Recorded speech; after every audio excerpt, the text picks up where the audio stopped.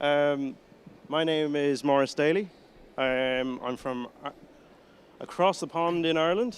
I'm a enterprise mobility MVP, and I work for a company called TrueSec. Can you hear me okay, by the way? Okay, keep it up here. So I've been working in the IT industry for the past 19 years at this stage, a mixture of consultancy and in-house. So I was in-house for about 50% of my time. I'm out doing consultancy work with TrueSec for the past 7 months. And this good gentleman here, our friend, is Harjit. You want to introduce yourself? Yeah, so I'm Harjit Dhaliwal, and I'm a Microsoft MVP in Windows and Devices for IT. I'm also a config manager admin, and I work in the higher ed industry as a senior systems administrator. And I'm catching up to Maurice in terms of years of service to the industry. Yeah, we've been around for a while at this stage. So if you want, we have a couple of blogs here as well. So I run the SC Configure Manager blog along with a colleague of mine, Nikolai, and Jordan, who's also here in the front row. And Harjit has a Tech Connect Facebook. Yeah, group. please follow, please join the groups, and follow us on Twitter. We share a lot of stuff. So we'll just give you a brief history of ransomware. So show of hands, first of all. Has anyone been affected by it? Okay, so roughly about 40%. So you know the pain. So we're going to tell you just roughly where it came from, and then we'll step through stuff to help you mitigate against ransomware in your environment. All right, so the first documented incident of ransomware started in 1989. And it was on a basic level and was infected through diskettes. And it was spread out to about 20,000 folks, and it affected the health industry. It was a hospital that got infected first. Right? So then we started seeing some variants of malware. Of ransomware. You know, we started seeing some fake applications and fake antivirus solutions and stuff like that confused people and infected systems. And eventually, in 2013, we started seeing some a little bit more sophistication with CryptoLocker, and where there was encryption and stuff like that built into the infections. And then CryptoWall too, back in 2014. And that had a little bit more sophistication than CryptoLocker. And what happened is that this started becoming an industry, a money-making industry. And hackers were making over $300 million just from ransomware, starting with CryptoWall. So SamSam in 2016. I've had an interesting experience with SamSam in particular. So this goes as a targeted attack on your network. And can you think about a scenario where you arrive into work and every single machine on your entire network is encrypted? Lock, stock, and barrel. Backup servers, the whole shebang. That is what I had to deal with, along with many of my colleagues, for a customer who was a victim of a SamSam attack. So it's not a pretty place to be in. And there's a couple of things you can do to mitigate against it. Some are simple, some are complex. It depends on how far you want to go. So we're going to run through all of that as we go through. WannaCry then was a big one that hit the news in 2017. It was something that went almost, if you pardon the pun, viral across the globe within a short period of time. I think you had an interesting story about it. Yeah, so when WannaCry came out prime time, it was in, I still remember this was May of 2017, and I was at a conference in Minneapolis. And I noticed there were a couple of guys, a couple of sysadmins that looked, they had the look of fright and stressed out and stuff like that. After talking to them, I learned that their organization just got hit with WannaCry while they were there at the conference, and it was about, I think one guy had about 1,000 servers that got ransomized. And one of the things that they told me was that they know, the regret that they had was they didn't do patching, because the patches were available for the last few months before that, and they did not mitigate that with patching. So here's a demo we just put together. This isn't actual ransomware, but it's just give you an idea of how something can happen, how even a tech-savvy user might do a couple of checks just to see something they received. So I was talking to Harjit the other day, and I said, wouldn't it be great if there was a tool that could download all the videos from Ignite? He said, oh, hey, Maurice, I have that tool. I'm going to send it to you via email. So I trust this guy, right? I know him for years. So I get the email. It has an attachment. So I drop the attachment onto my desktop. Okay, no big deal. I check it. It seems to be signed. It's from the Microsoft Corporation as well. I'm just going to scan it for a virus, make sure there's nothing in there. Okay, so looks all right. I'll do a couple more checks. And this isn't something your everyday user is going to do anyway. They're going to get it. I'm just going to double click. So I'm happy enough now. I'm going to run it. You shouldn't have trusted me. Okay, so I'm going to start downloading. So it's connecting now to my video on demand server in Microsoft. And any minute now, I'm going to get a whole bunch of sessions. Maybe. Should have probably speeded it. Oh, it's downloaded our session, which isn't finished yet. And all of a sudden, all my files on the desktop are encrypted. And hold on, I'm going to have a look at my script repository.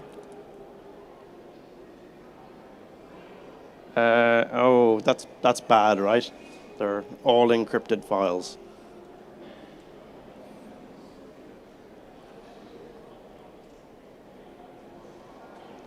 So what do I do at that stage? Well, it's time to get my backup out. So that's a scenario where you've trusted someone you know, they've sent you something, and that's the key thing.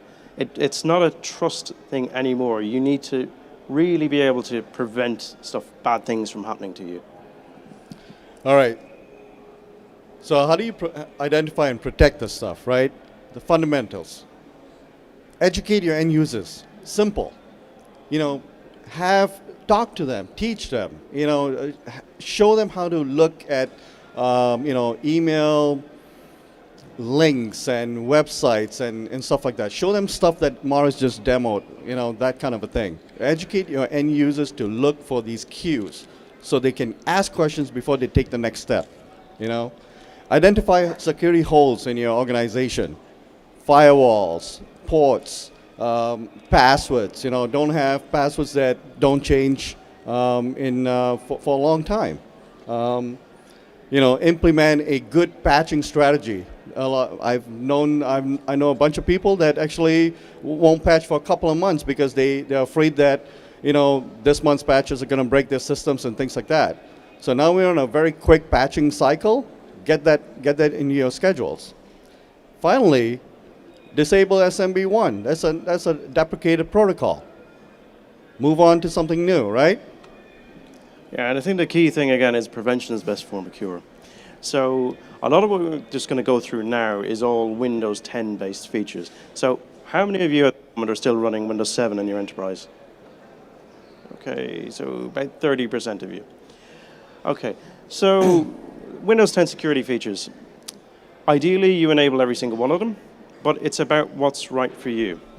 So you can take some of the basics. So secure boot, credential guard, and AppLocker would be 3 of the basic things that I would suggest that you all implement in your environment. You can go further, device guard and whitelisting of applications, application control, so that you're whitelisting every single application on the entire machine that you want, or you're taking a golden image and running with that. Any other piece of software won't run. But there's other things. I mean, you've got modern security features of Office 365 and Azure, advanced threat protection. So this is to prevent your users from clicking on that bad link in the first place. Removal of local administrator accounts. this is something that goes back to traditional IT, where for some organizations, it was easier. If the guy who needed to update the software every now and again had local admin rights, 'cause that made it easy, right? Well, that's actually quite a bad thing, because if he has rights to install something, he has rights to do anything on the machine, and bad things can happen. Randomizing local administrator account passwords. Again, the local administrator account is something that should be used once in a blue moon. Why do you need the password to be set every 90 days, or why do you need it just to be set there forever? Password never expires. So, implementing strong passwords for all of your employees. Again, when I talk to people, they have weird conceptions of what strong passwords are. So for many years, password complexity in Active Directory, everyone knows that. And you'll ask someone, do you have password complexity rules in? Or do you have a third-party product or anything like that that's taking care of that? And they'll say, oh, no, my passwords are complex. They have a special character or an upper and lower case and a number. And then how are you implementing that? Oh, it's group policy here. I've ticked that. Okay, well, that's the default one, and then everyone knows how to get around it. So, AppLocker.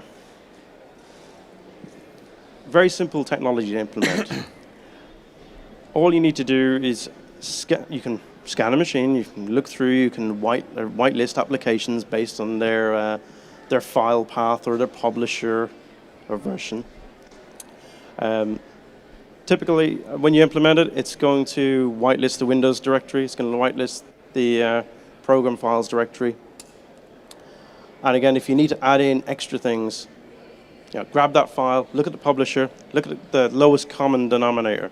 If it's, Citrix receiver, for instance, you can whitelist Citrix as a company so that every time they update their software, you don't need to go whitelisting again. Secure boot. This is trusting the bootloader. So if the vendor has trusted the bootloader, the machine will boot. Typically, a ransomware, they will try to overwrite the boot sectors of the drive, and then they'll come up looking for your Bitcoin donation. So this will prevent that, and you will get an immediate warning on boot. And control folder access. New feature, and this just ensures that if something, such as the nice downloader that Harjit sent me earlier, goes and starts modifying all of your files in places like My Documents, that it doesn't do it. It's blocked. Prevent it straight away, because it's not trusted. So speaking of secure boot, it requires UEFI. You can enable that, turn on secure boot, and it's basically like an antivirus for your firmware. And there are tools out there, I think Maurice probably has one, that you can convert traditional BIOS to UEFI with scripts and things like that to automate this in your environment. Yeah, all of the major vendors, and then it's built in these days as well. So. Okay, so how do these technologies work to prevent a ransomware infection? This is a slide taken from Microsoft. And as you can see, so you got the number one, the malicious software is downloading, and you've got device guard and AppLocker at that stage protecting the device. So if you've got device guard, it's maybe going to whitelist every single application, or you've got AppLocker, and it's downloading to an untrusted location, or it's an untrusted publisher. Secure boot, as Harjit was just talking about. So if, for instance, you haven't enabled device guard and AppLocker, and you run a ransomware file, secure boot then is going to prevent the machine from being encrypted. Patching, something again covered. Patch. As soon as security updates come out, get your user acceptance testing, do a small group, pilot, test the patches. Credential guard is the virtualization or containerization of credentials. So it uses a Hyper-V to ensure that the credentials are not compromised. There are some exceptions where the credentials are stored in the clear text for some for some websites and stuff like that. But again, it's another security feature. We've talked about controlled folder access as well. And again, right back to the endpoint of device guard and AppLocker right at the end as well to protect you. So what would happen in the same scenario where we have controlled folder access turned on?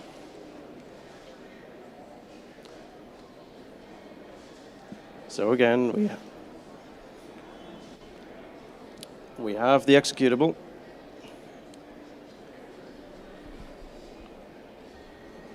And the virus scan is just running.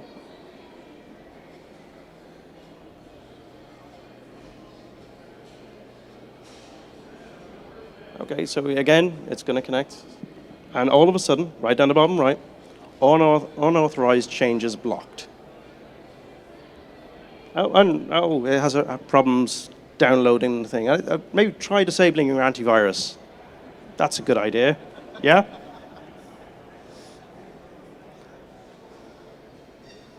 And the user at this point is wondering, what just happened?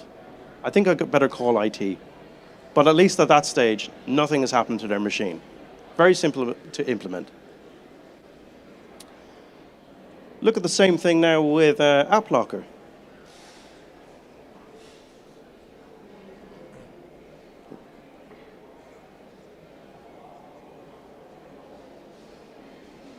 For some reason, the recording isn't working.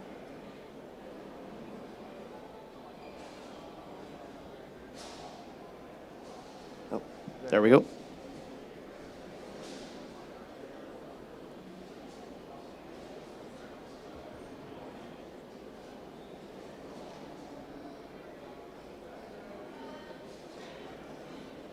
Okay, it's from the Microsoft Corporation.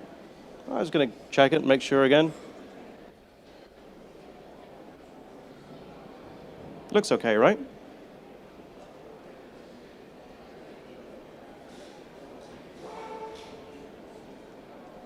Yeah, let's run it. Oh, blocked. So immediately, doesn't do anything whatsoever.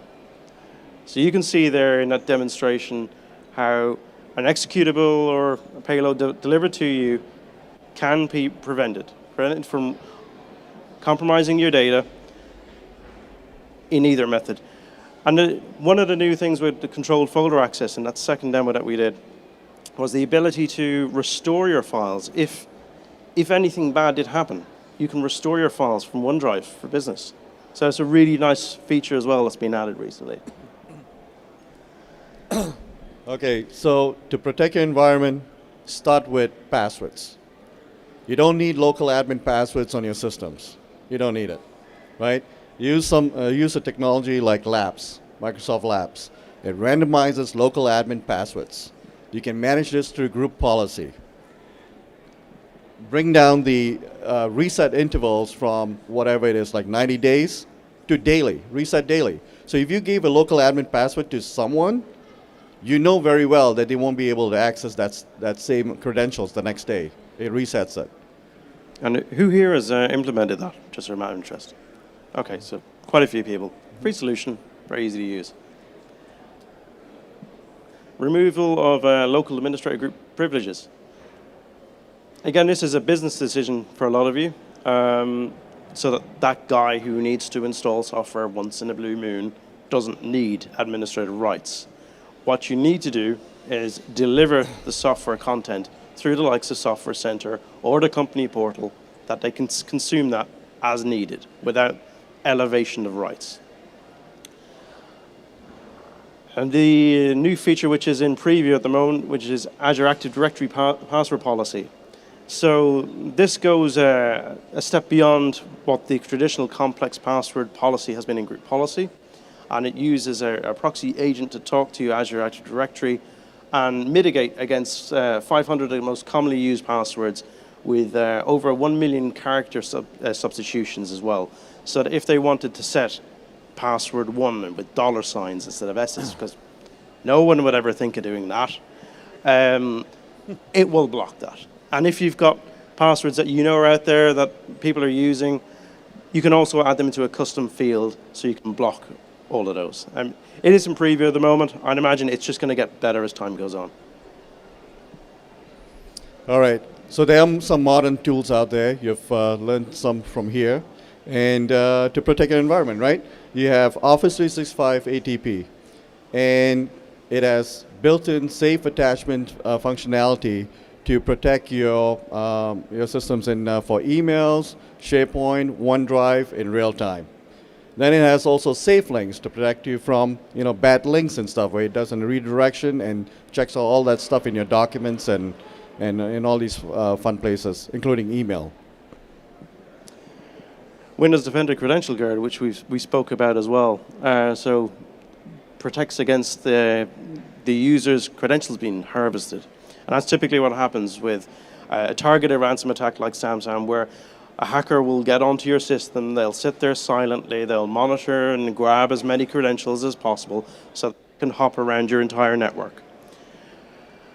And Defender ATP, I mean, this is another great thing. I had a customer actually only contact me on Friday, just before I was getting the flight here. And they had a user who had received an email, and they were actually expecting something like this. It came through from a travel company, which I won't name, but they immediately said, this user can't get access to this website. It's a legitimate email. How can I whitelist this for them? And immediately I went, we need to consider what's happening here, because the user has been notified that they're being blocked for a reason. So I took the link, put it into a test VM, and it pulled down a website, and the website is completely black. Okay, that's unusual.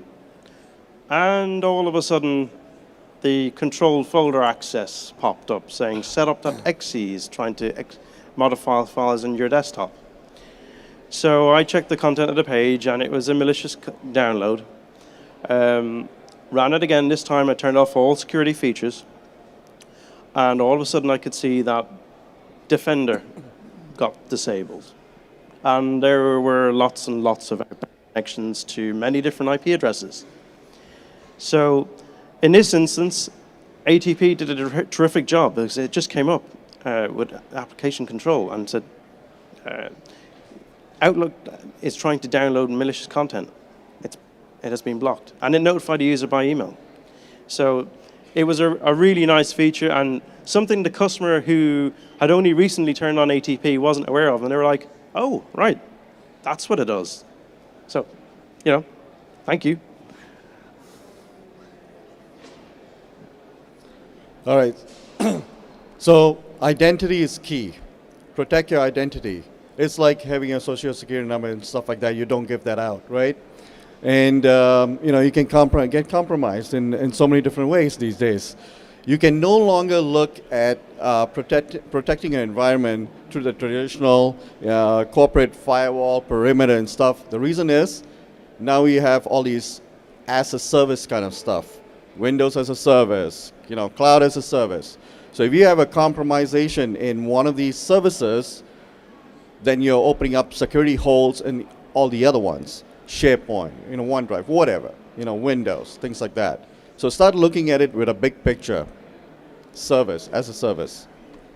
Yeah, because it was the perimeter of your network before. Now, if they get your credentials, as Harjit said, they're going to hop in. They're going to get access to your HR system, payroll. If you've got software as a service that's authenticated through Azure Active Directory, they're going to get into all of that. So identity protection is key.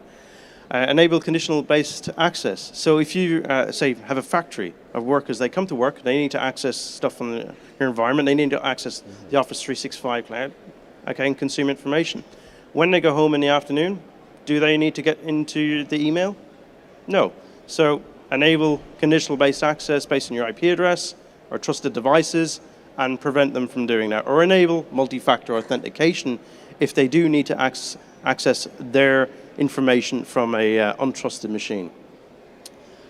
And one of the new things that has been mentioned quite a lot tonight, a world of passwordless authentication. So in the first iteration of this, using the MFA agent as the primary factor authentication.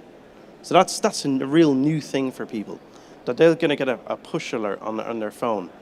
and they accept that without putting in their password. So that's where the future is going. I hope that's given you some insight into what you can do with Windows 10. We're running late on time now, so if you have any questions, myself and Harjit are going to be around for about the next 10 minutes, and thank you very much for coming. Thank you. If you can just please fill out the evals as well at the end, that really helps.